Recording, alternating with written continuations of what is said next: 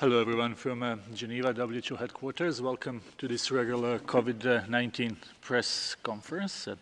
Today with us we have Dr. Tedros, WHO Director General, Dr. Mike Ryan and Dr. Maria Van Kerkhove.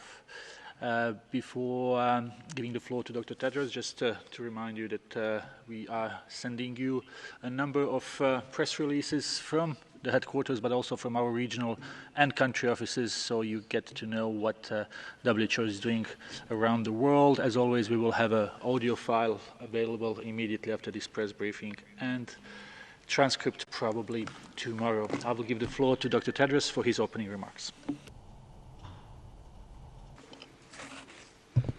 Thank you, Tariq. Good morning, good afternoon, and good evening.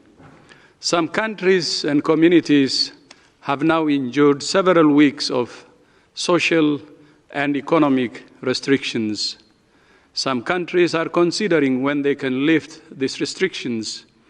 Others are considering whether and when to introduce them. In both cases, these decisions must be based first and foremost on protecting human health and guided by what we know about the virus and how it behaves. Since the beginning, this has been an area of intense focus for WHO. As we have said many times before, this is a new virus and the first pandemic caused by a coronavirus. We're all learning all the time and adjusting our strategy based on the latest available evidence. We can only say what we know, and we can only act on what we know. Evidence from several countries is giving us a clearer picture about this virus, how it behaves, how to stop it, and how to treat it. We know that COVID-19 spreads fast, and we know that it's deadly, 10 times deadlier than the 2009 flu pandemic. We know that the virus can spread more easily in crowded environments like nursing homes. We know that early case finding, testing, isolating, caring for every case, and tracing every contact is essential for stopping transmission. We know that in some countries, cases are doubling every 3 to 4 days. However, while COVID-19 accelerates very fast, it decelerates much more slowly. In other words, the way down is much slower than the way up. That means control measures must be lifted slowly and with control. It cannot happen all at once. Control measures can only be lifted if the right public health measures are in place, including significant capacity for contact tracing. But while some countries are considering how to ease restrictions, others are considering whether to introduce them, especially many low and middle-income countries in Africa, Asia, and Latin America. In countries with large, poor populations, the stay-at-home orders and other restrictions used in some high-income countries may not be practical. Many poor people, migrants, and refugees are already living in overcrowded conditions with few resources and little access to health care. How do you survive a lockdown when you depend on your daily labor to eat? News reports from around the world describe how many people are in danger of being left without access to food. Meanwhile, schools have closed for an estimated 1.4 billion children. This has halted their education, opened some to increased risk of abuse, and deprived many children of their primary source of food. As I have said many times, physical distancing restrictions are only part of the equation, and there are many other basic public health measures that need to be put in place. We also call on all countries to ensure that where stay-at-home measures are used, they must not be at the expense of human rights.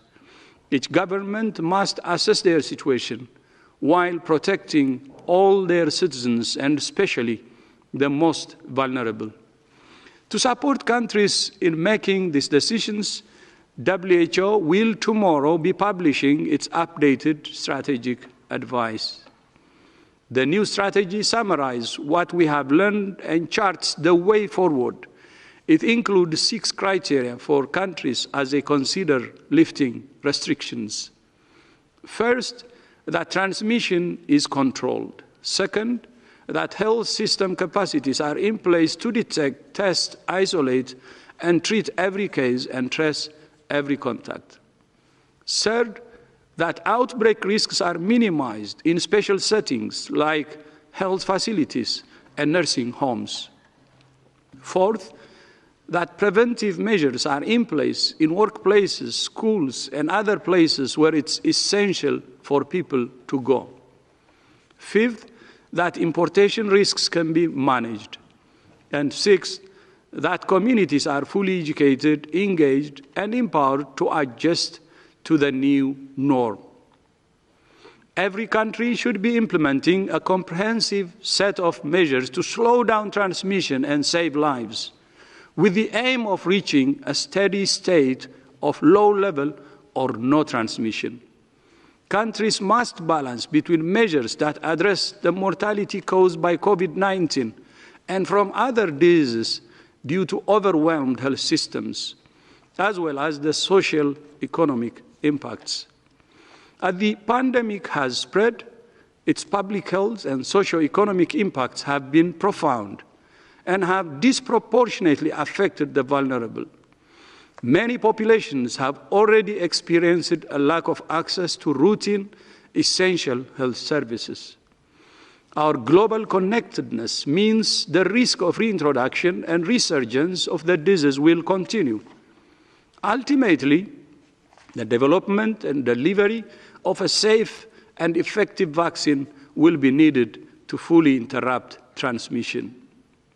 Finally, I would like to thank the United Kingdom for its generous contribution of £200,000 to the global response to COVID-19. And I would appreciate also the Prime Minister for his leadership and generosity. We greatly appreciate this demonstration of global solidarity. In an editorial last week, development ministers from the UK, Denmark, Iceland, Finland, Germany, Norway, and Sweden calling on all countries to join this common endeavor. They said that tackling this disease together is our only option. I couldn't agree more.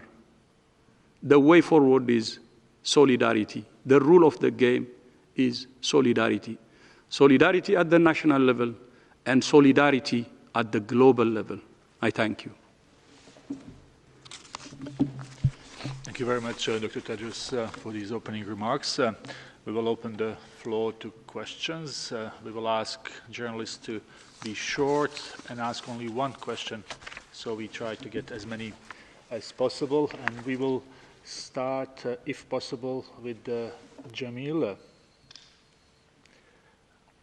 And we just need a second to get our lines on. Jamil, can you hear us now? Yes, can you hear me? Yes, now it's okay. Jamil, please go ahead. Thank you, sir. This is Jamil Shader from UOL, Brazil. Dr. Tedros, what is your position, and especially in this new strategy by WHO regarding chloroquine? What is the evaluation WHO has on this medicament? Is it supposed to be used? Is it not supposed to be used? Do you recommend? Do you not recommend? Where are we in this issue? Thank you so much. Yeah, thank you. Thank you so much. Before I pass this to Mike, I would like to say a few words. First of all, correction, the generous support from the United Kingdom is £200 million. And I'm glad also that the Prime Minister has recovered and is back home. And we wish him well. And I would like to appreciate him and his government and the people of United Kingdom for their generosity. Thank you. Mike. Thank you, Tedros. The question was regarding the chloroquine. Yes, indeed. Sorry about that. The issue with chloroquine is chloroquine and hydroxychloroquine are licensed medications all over the world for a large number of indications, and in many cases are life-saving. And many patients with very difficult and chronic conditions are managed and have good lives in taking that drug. The initial and some initial indications that the drug may have some use in the treatment of coronavirus, of infections, and specifically COVID-19. And in fact, those drugs have been introduced to WHO's collaborations on trials under the Solidarity trials and also under the Discovery trials and other trials all over the world. So the medical and research community are really taking the potential of hydrochloroquine seriously, and chloroquine seriously, and it's currently, as I said, involved in a number of different trials. Some countries have issued guidance to clinicians that allows the clinician, in the case treating a patient, to use hydrochloroquine or chloroquine in an off-label mechanism. That means they may, under the current licensing of the vaccine, choose to use that in the care of a patient with COVID-19. There is no empirical evidence, there is no evidence from randomized controlled trials that it works, and clinicians have also been cautioned to look out for side effects of the drug to ensure that, first, we do no harm. We eagerly await the outcome of the trials that are underway, and Maria may have more details on that.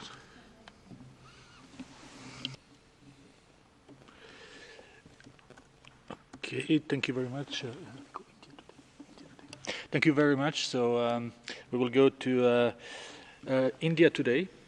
It's Amit Kumar, if I'm not mistaken. Ankit. Hi, my name is Ankit Kumar. I represent India today. My question is, an Indian province had placed an order of 500,000 rapid antibody test kits from China for the purpose of mass community testing. Now, Indian local authorities are telling us that only days before the delivery, they have been told that those kits meant for community testing in India have now been diverted to the United States, a country which is already testing more people per million than any other country on the planet. Have you received any communication from Indian government regarding such issues? As the global body, where do you stand on such issues? What can WHO possibly do in such a scenario? Thank you. To my knowledge, we've received no such communication on this incident, but there is, in general, around the world, a lot of pressure on supplies of diagnostics, a lot of pressure on supplies of protective equipment and other essential supplies.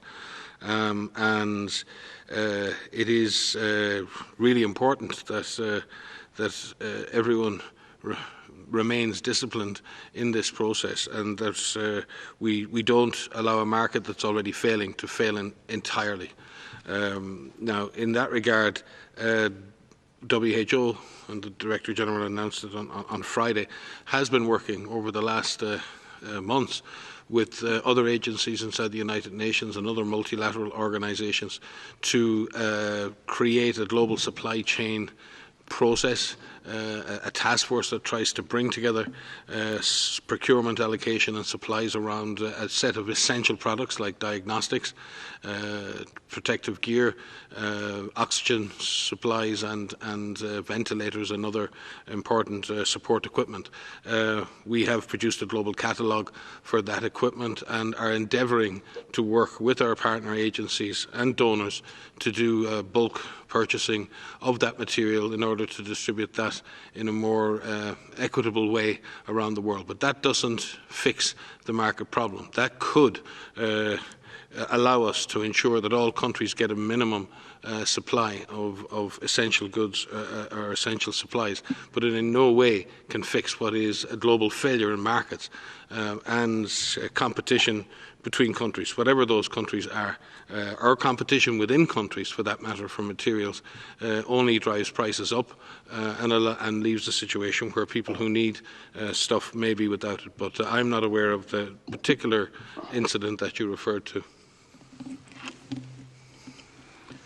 And I just would like to add to what Mike said. There is overall a shortage of supplies globally, be it test kits or PPE. And that's why we're trying to do what Mike said, which may not address the shortage. And at the same time, we're working with the private sector and with the International Chamber of Commerce and around 3 areas. One is to increase production. Second is to address the cross-border trade problems. And third, equitable distribution. So we'll continue working to address the root causes of the supply problems. Thank you very much, Dr. Ryan and Dr. Tedros. We will now go to Reid Wilson from The Hill. Reid, can you hear us? I can. Thank you for taking my question. There are reports that President Trump may cut off funding for WHO this week. What would that do to the agency's budget? How would it impact the response to COVID-19? And can you talk more broadly about the relationship between WHO and the United States?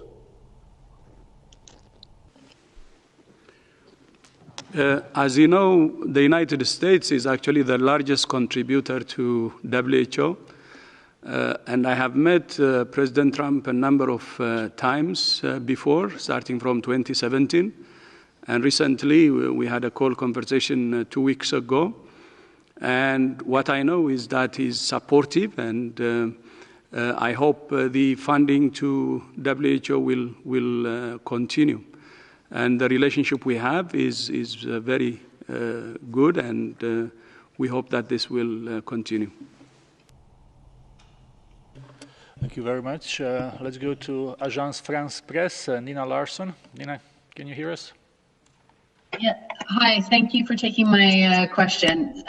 So a lot of people who get sick from COVID-19 appear to show symptoms in waves where they appear to get better only to get sick again. Could you say whether or not it's been determined whether having COVID-19 actually provides immunity, or if people can get sick with the disease more than once, and what impact that would have on lifting confinement and physical distancing measures? Thanks a lot. I can begin and Maria can supplement. Certainly during the course of any individual illness, patients may, their clinical status may change during the course of the illness. The initial response to the virus can generate very high fevers as the person fights the presence of the virus in the body, and sometimes can appear to get better, and some people might say the fever breaks. But in other situations, that process is set up in the lungs, and people can then develop a pneumonia, which then results in a further deterioration. Other patients may have other organ failures that cause them to further deteriorate. Underlying conditions may come into play. So a patient's clinical status during the course of an illness can change right the way through the illness, depending on what is dominating their symptoms at that time. The virus, the immune response to the virus, the situation of the lungs, and then other underlying conditions that may make things worse. So seeing variations during infection is not unusual. With regards to recovery and then reinfection, I believe we do not have the answers to that. That is an unknown. One would expect that a person who generates a full-blown immune response with detectable antibodies should have protection for a period of time. We just don't know what that period of time is. We would expect that to be a reasonable period of protection, but it is very difficult to say that with a new virus, and we can only extrapolate from other coronaviruses, and even that in there, the data is quite limited. Maria? Yeah, so to add to that, so there is a limited amount of information that's coming out about the antibody response to people who have been infected. And what we really need to understand is what does that response look like for somebody who had a mild infection, who had severe disease, who had critical disease, who recovered. There's a study that's recently come out from Shanghai. It's a preprint, so it's not peer-reviewed, that has looked at plasma in 175 recovered patients. And that found, some individuals had a strong antibody response. Whether that antibody response actually means immunity is a separate question. That's something that we really need to better understand, is what does that antibody response look like in terms of immunity. In that same study, they found some patients who had no detectable antibody response, and they found some individuals who had a very high response. So right now, the information is mixed. We need much more information from recovered patients. There's more than 300,000 people globally who have recovered, and we really need to better understand what that antibody response is. There are a number of studies that are underway that are looking at the antibody response using different serologic tests that are currently available. Some of these are screening assays, and some of these require high BSL labs that could look at a neutralization assay. And so as soon as we have that information, we will share that with you. But right now, we don't have a full picture of what immunity looks like. And until we do, we can't give a complete answer. Thank you very much, Dr. Van Kerkhove and Dr. Ryan. Next question is coming from Michael Bosyurkiv, contributor to CNN. Michael, please. Thank you. Can you hear me? Yes, please go ahead. Okay, thanks for the question and the correct pronunciation of my name. Dr. Tedros, greetings to you. Again, I go back to the criticisms from the White House last week, especially in regards to the early actions by WHO. President Trump, among others, by the way, said that WHO was late to the game, so to speak, especially on the declaration of human-to-human transmission. I'm wondering if you could address that criticism, and very quickly, if you could also, what would be the financial gut punch, if you will, if funding from the biggest donor were withdrawn? I think the world needs to know how badly this would affect the organization at this crucial time. Thank you very much. So thank you for that question. I will start, and perhaps Dr. Tedros and Mike want to supplement with this. So with regards to the human-to-human transmission question, so right from the start, from the first notification that we received on the 31st of December, given that this was a cluster of pneumonia, I'm a MERS specialist, so my background is in coronaviruses and in influenza. So immediately thought, given that it's a respiratory pathogen, that of course there may be human-to-human transmission. So initially, when we started to put together our technical guidance for our member states, we put guidance that focused on how this virus could be transmitted. And what we focused on was droplet and contact transmission, which is how respiratory pathogens are spread. We also, within our infection prevention and control guidance, put out a special provision for healthcare workers who are focused on conducting aerosol-generating procedures, in which we put in place recommendations for airborne transmission. That guidance is still in effect. The guidance that we put up was on the 10th of January. It was the 10th and the 11th of January because there were 5 or 6 technical guidance materials that were actually put up on the web, which were open to everyone. We also shared this guidance package, which included surveillance guidance on how to find cases, laboratory guidance on how to detect cases, infection prevention and control, how to prevent infections, particularly in healthcare settings, because given our past experience with MERS and with SARS, we immediately thought that you could have transmission in healthcare facilities, you could have amplification events in healthcare facilities, and potential super spreading events. I did a press briefing on January 14th where I mentioned this. And in fact, that got quite a few headlines because I think saying that we may have super spreading events is something that we worry about as an organization, and we want to do everything that we can to prevent that from happening. We also put out a readiness checklist at the time for countries to say, how are we prepared to deal with a pathogen, a respiratory pathogen, and what systems do we need to put in place? And we lastly put out a disease commodity package, which listed all of the materials that one may need to detect cases, to care for cases, given that we didn't have a treatment, we still don't yet, but to put out how can we symptomatically treat individuals. And so very early on, suspected that there would be human-to-human transmission because it's a respiratory pathogen. And so that's why our guidance on the 10th and the 11th of January included information on how to protect people from getting infected, focusing on respiratory and droplet transmission. And I just may add, in terms of official information to our member states, on January the 5th, WHO published an alert to all our member states on the epidemic platform that we have, and on the same day published public information on that on January the 5th.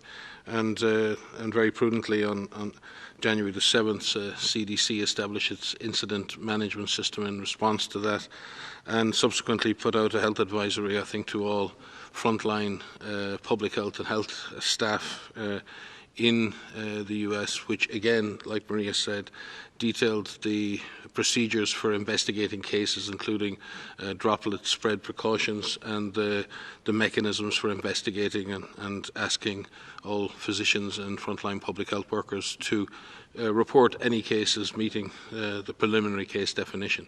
So from that perspective, the information was shared, and very appropriate actions were taken in the United States in response to that alert.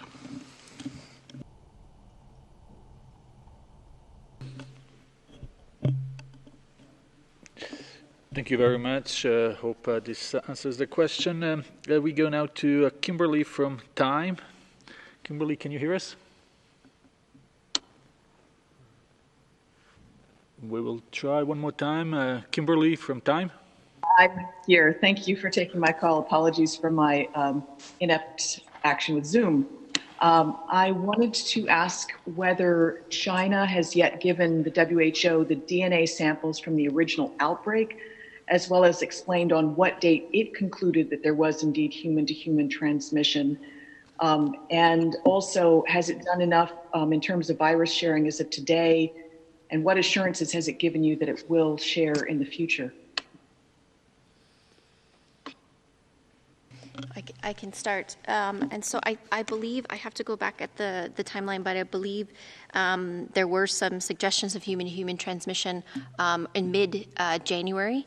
And with regards to virus sharing, I know your question was about China, but in terms of the development of diagnostics, the development of therapeutics and vaccines, it's really imperative that viruses are shared by all countries that have access to these samples. And given the fact that it has transmitted to a number of countries, we support the sharing of these samples to other labs so that those diagnostics, those vaccines, those therapeutics can be developed. The sequence itself of the virus was shared on the 12th, if I remember correctly. And because that happened, we had PCR assays that were rapidly developed and shared globally. I believe we posted the first PCR assay on our website on the 14th of January. And so because of that, a lot of labs were able to develop PCR assays, and so detection globally could happen very, very quickly. Thank you very much. Next question is Peng Hui, People's Daily. Can you hear us? Yes, can you hear me? Yes, please go ahead. Oh, thank you for taking my question. There is a positive signal about Europe, the DG said last week. So how do you assess the current situation in Europe? Do you expect the turning point coming in 1 or 2 weeks for most European countries? Obviously, we all dearly hope that is the case, and we've certainly seen a stabilization in a number of countries in the direction of travel of the epidemic curve, and the intensity of increase has stabilized. And some countries have actually begun to see a pretty consistent drop, first in the number of hospital admissions, but then we should start to see that follow through. Deaths take a little bit longer to drop because many people are in hospital already, and some unfortunately may die. So we look at the number of confirmed cases and we look at the number of hospitalizations as the first indicator that things may be stabilizing. And we're certainly seeing that, and it's with great credit to people all over the world, and particularly in some badly affected European countries, that they've stuck with the task of physical distancing and stay-at-home orders, and that's taken the pressure out of the epidemic. But by no means does that mean that it's over. Now is the time for vigilance. Now is the time to double down. Now is the time to be very, very careful. And that does not mean that countries cannot begin to create an exit strategy. It doesn't mean that countries shouldn't be actively planning to do that. But as the Director General said, there are, in that sense, there are things that need to be done. You can't replace lockdown with nothing. You must replace lockdown with a very deeply educated, committed, empowered and engaged community. We are going to have to change our behaviours for the foreseeable future.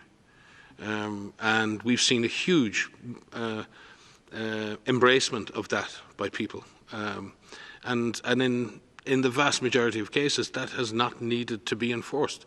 The vast majority of citizens are doing what they can for themselves and to protect others. But we are going to have those adapted behaviours in terms of personal hygiene, physical distancing, being careful for a long time.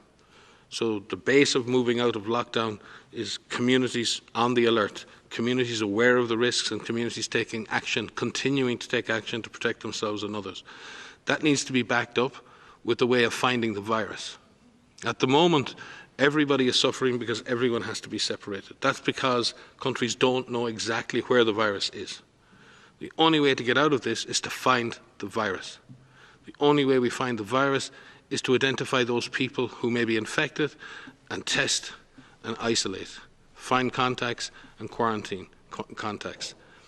And that is, in a sense, community empowerment, community involvement, and public health intervention through the use of case finding, isolation, contact and quarantine is the alternative to having lockdown and having a health system that's capable of absorbing any increase in cases. We need to continue that strength in the health system. It's incredible how health systems have adapted and how hospitals have expanded, how they've done amazing things, absolutely incredible things over the last number of months. And they have saved many, many lives. But we're going to have to sustain that capacity. And health workers are going to have to continue to have protective equipment, and we're going to have to continue to have intensive care beds on standby, because as we come out of these lockdown situations, we may see a jump back up in cases, and we don't want to lurch from lockdown to nothing to lockdown to nothing. We need to have a much more stable exit strategy that allows us to move carefully and persistently away from lockdown. And the only way to do that is to have fully empowered communities and a fully activated public health architecture and a strengthened health system. Small addition to that to say it's really important that the lifting of these measures doesn't happen all at once all over Europe.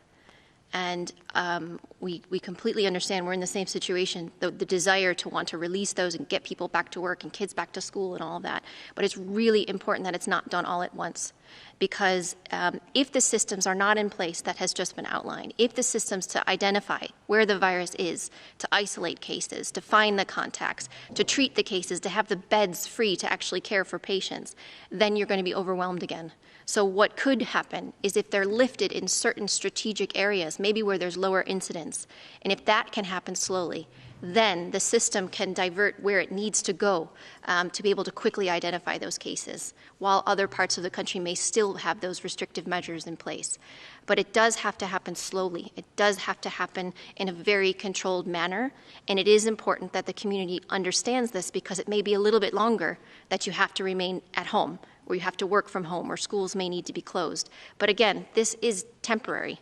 I know it seems like a long time now, but it is temporary. So not lifting all at once is very critical so that we can get people back to work, get these economies going back again as quickly as possible.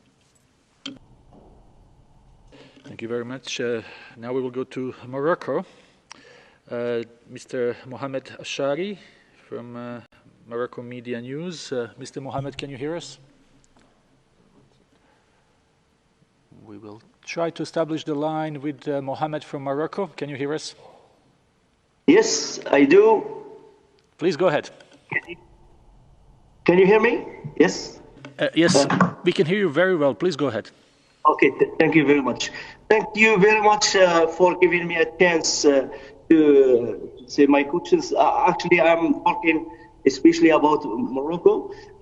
Please, could you tell us and how fast we going, towards this pandemic, and how if we slow or fast towards this pandemic, and also to stop and to slow the cases, especially I'm talking about Morocco as an example.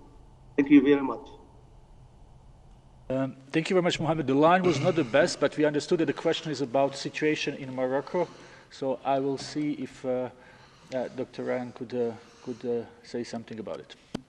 I think Morocco has approximately 1,600 cases at the moment, and I think the numbers are increasing of the order of 70 to 90 per day. So the doubling time in Morocco is actually quite long, and in that sense, Morocco has the opportunity to keep it that way.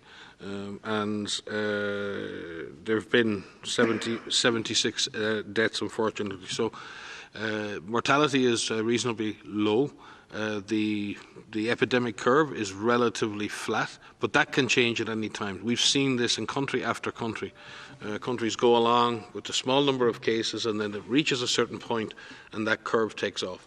So it's really important, and many countries in the Eastern Mediterranean and North Africa have done a good job in doing that. But it does require to have extensive testing and broaden testing out, actively looking for cases, and dealing with all of the other strategic issues that other countries do. But in principle, Morocco is in a strong place to continue control measures, and also be in a strong place to be able to lift any restrictive measures, as long as Maria has said that that's done gradually, as long as that's done with great care, and as long as the other public health and community measures are in place. But I'm sorry, I don't have a detailed set of data for Morocco in my head, but if my memory serves me, that is where Morocco is epidemiologically at the moment.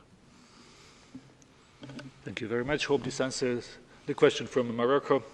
Next question is from Devex, from Sarah Jerving. Thank you. I'm wondering what is the appropriate time frame for someone to isolate if they think they might have been exposed. There seems to be this belief that 14 days is appropriate, but since the incubation period can be up to 14 days, so then if someone is not showing symptoms after 14 days but does have the virus and doesn't have access to a test, how long after that can a person have the illness and be contagious?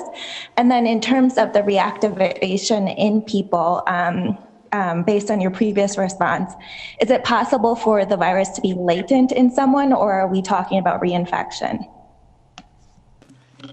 Thank you for these questions. So yes, what we recommend for somebody who is exposed to an infected person is that they be followed, that they be quarantined for 14 days.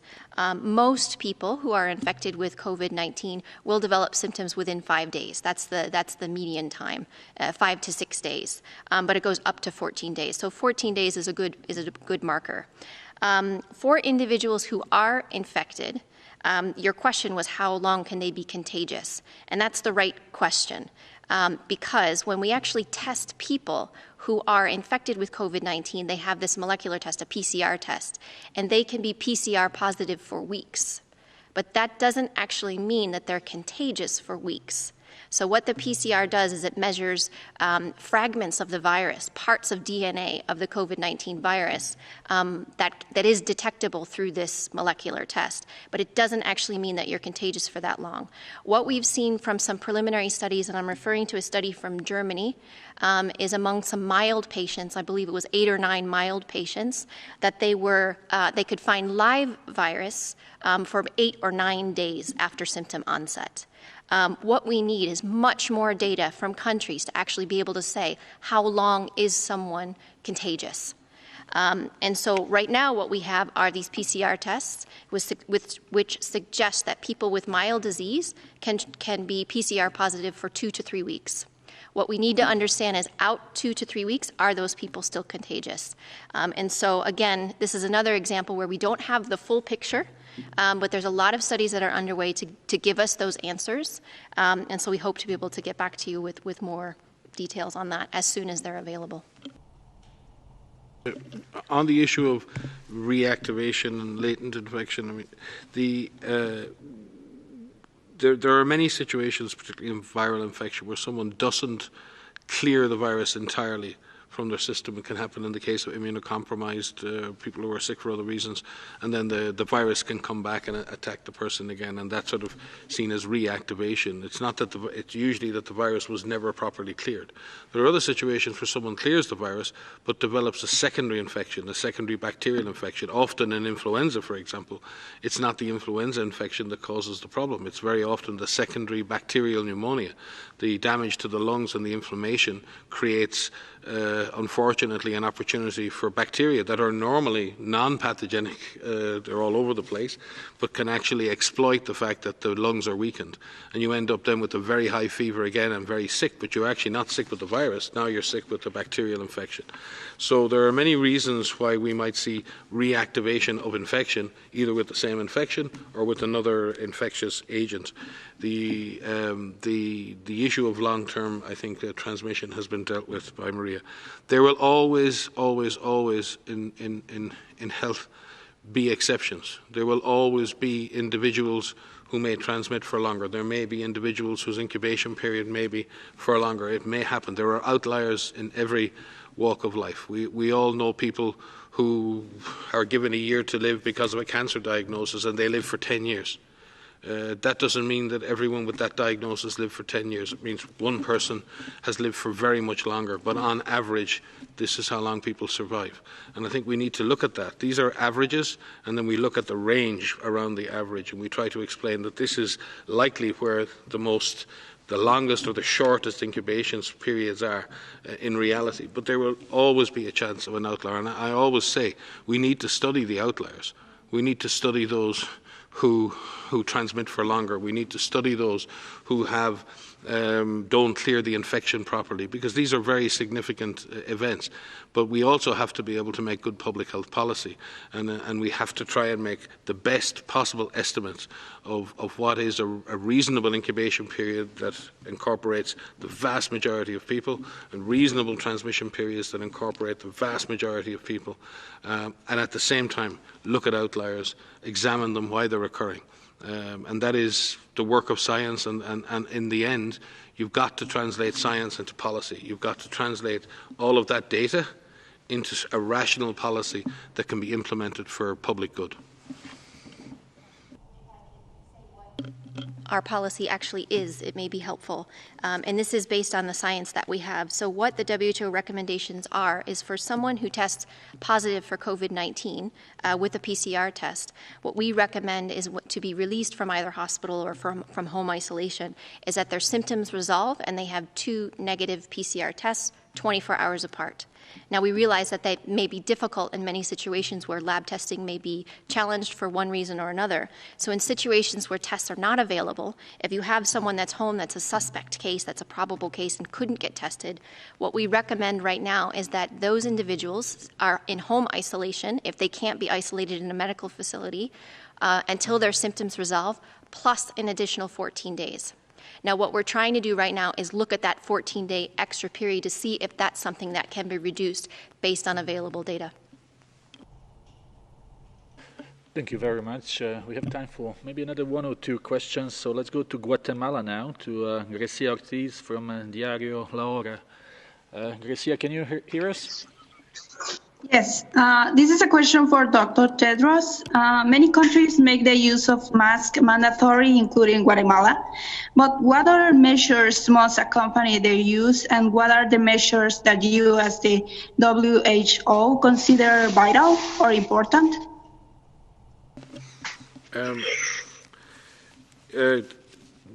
WHO obviously advises the use of medical and N95 respirator masks in a healthcare environment, and I think our guidance is quite clear on that, and we want to see that type of material reserved for use in that environment.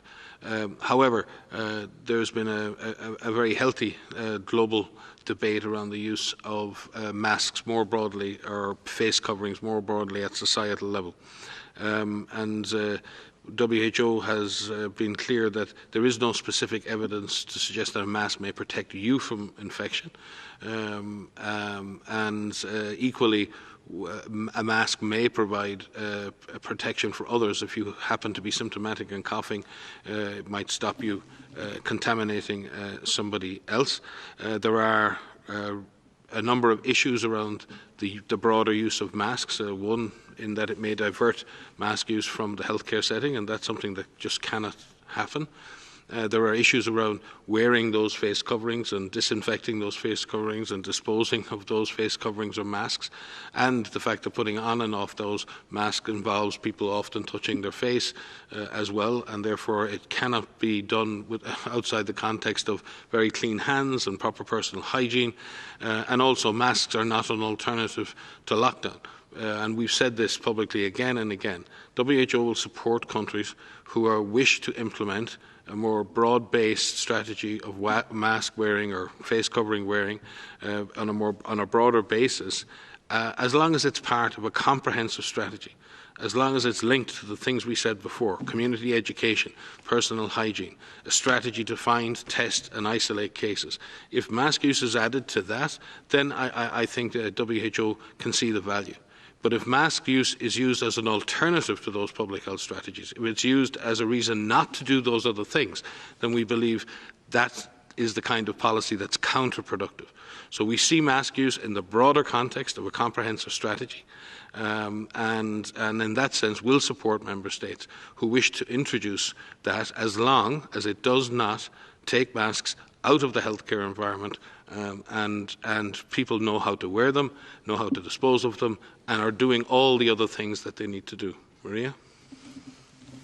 Just to add, with the comprehensive strategy that Mike just mentioned, it includes also physical distancing, it includes hand hygiene, it includes respiratory etiquette, it includes staying home if you're unwell, it includes cases being isolated, confirmed cases being isolated, it includes contacts being in quarantine, and it includes following, the directives of the national governments if there are stay-at-home orders in place, and of course, overall having an empowered community to know what they can do to protect themselves and their families. So, as Mike has said, it's part of a comprehensive approach. It cannot be used alone. But we support governments in making these decisions. And in our recent updated guidance, we've put some considerations that they may take into account when making these decisions. For example, if physical distancing is not possible in certain communities or certain populations, perhaps the use of a face covering or a non-medical mask may be useful there.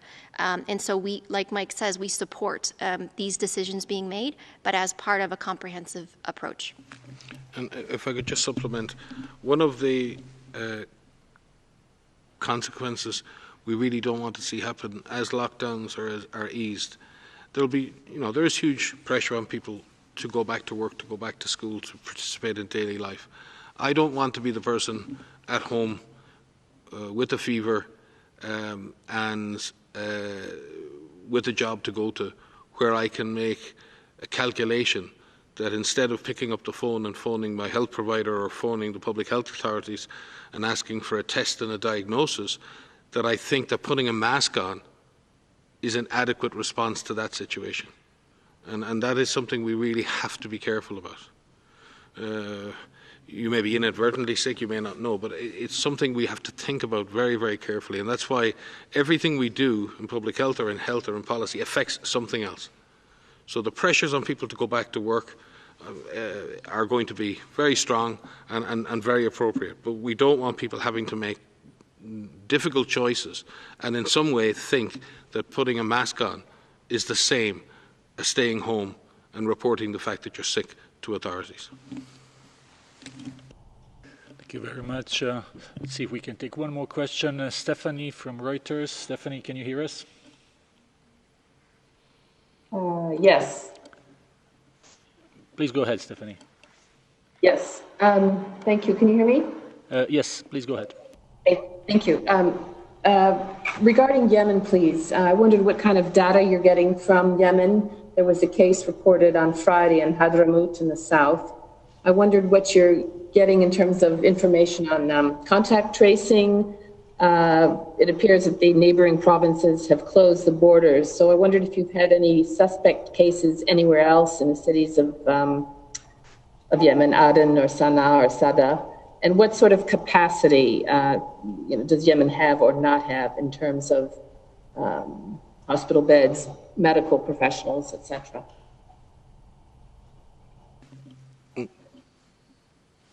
Stephanie, we'll have to get back to you on that. We actually had a conference call with our country representative there, and I just don't have that data with me. There's been a huge amount of work going on to prepare isolation facilities, train contact tracing teams, and establish the lab facilities. And as you indicated, the lab there confirmed the first case. What I don't have is the number of suspect cases that have been detected. We only have the confirmed number here at global level, but we will certainly get that. Your concern, though, is correct. The situation in Yemen. Yemen has a collapsed health system, a very fractured health system, and a hugely vulnerable population. And the UN system is working with all sides to try and ensure that the surveillance systems that we have in place for polio, that we have in place for cholera, that we have in place for other diseases are now being fully activated to detect any suspect cases of COVID-19. Clinical care. Many health facilities are destroyed in Yemen, and WHO with partners has been delivering health care through adapted clinical pathways over the last number of years. And we will be able to deliver supportive care to patients with suspect COVID-19 and potentially medical oxygen. Ventilation is going to be a huge challenge. It's going to be a major challenge, and not just the ventilators, but more the technicians to run those ventilators. So we're also looking at how we can provide critical care to people. We do this in trauma care in Yemen and in Syria and in Iraq, and WHO with partners runs major clinical pathways for very high impact trauma in many countries, and we will attempt to do the same in Yemen. But it's not easy, as you say. It's a very large country. It's a very fractured health system, and one in which we will all struggle to provide the adequate levels of supportive care to people should the disease take off in this community. Thank you very much. So if we all agree, can we have one more question, DG? And before we wrap up, let's go with our friend Jamie Keaton from Associated Press. Jamie, can you hear us? Yes, Tarek. Thank you. Thank you very much. Let me just scroll back to my question here. Thank you very much. We're trying to. Oh, jeez. Hold on one second. Bear with me 1 second. Okay, so how much? What my question is really about travel and about why we're seeing this outbreak in urban centers more than we are in rural areas. And I just want to see if you've got any new metrics on those front. So how much does the fact that people travel so freely in places like Europe and North America with high-speed trains and cheap flights and whatnot explain why this has spread so fast to some countries? And conversely, might it be a saving grace that some parts of Africa and elsewhere are so remote, which would explain why they don't have such high rates? Thank you. Very good point, Jamie. And I think this morning our teams were actually talking to ICAO and IATA around that same issue, on examining travel flows and how it's influenced the epidemic. And certainly, I think what it reflects is, regardless of the country, all urban centres are connected around the world now. So we have a global network of urban centres, and at any given moment, you're no more than probably 1 or 2 flight connections from any other place on the planet. But that is very much centred on high-density urban environments around the world. It's almost, it's amazing to see that. And you're right, then disease then penetrating from a national, urban, highly populated centre out into the periphery is a factor of the number of people who go and come. It's a factor of how much distance and social contact there is between people in those environments. But it's also a factor of, can you see that disease? Because very often rural areas may have less sensitive surveillance systems, they may have less health services, and that's a factor as well. So is it that it's not there, or is it that we're not detecting the disease when it is there? And that's something we need to think carefully about. But there's no question that the global urban hubs that are connected by so many connections allow disease to move. How it then amplifies in those urban settings is a factor of population density. It is no surprise that the disease exploded in places like New York City, or first London became the epicenter in the UK before anywhere else. In Italy it was slightly different, but it did centre around urban centres in northern Italy.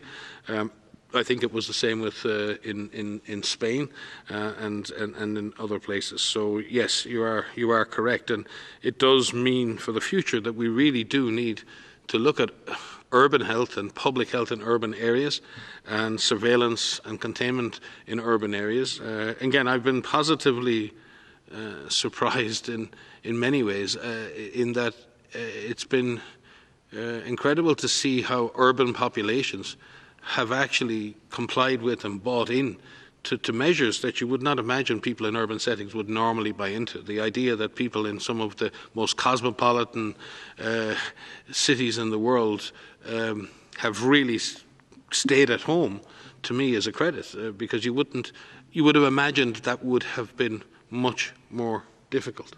And in that sense, I see hope for the future. But your point is well made. Marie, I don't know if you have any specific points on this issue. Yes, just to add that even though we have seen some explosive outbreaks in urban areas because of just by the sheer fact that people are living in much closer quarters to one another, and this is a respiratory pathogen that spreads by droplets from people who are in close contact to one another, and also through contaminated surfaces. And so if you have people who are closer together, you have the possibility to spread it.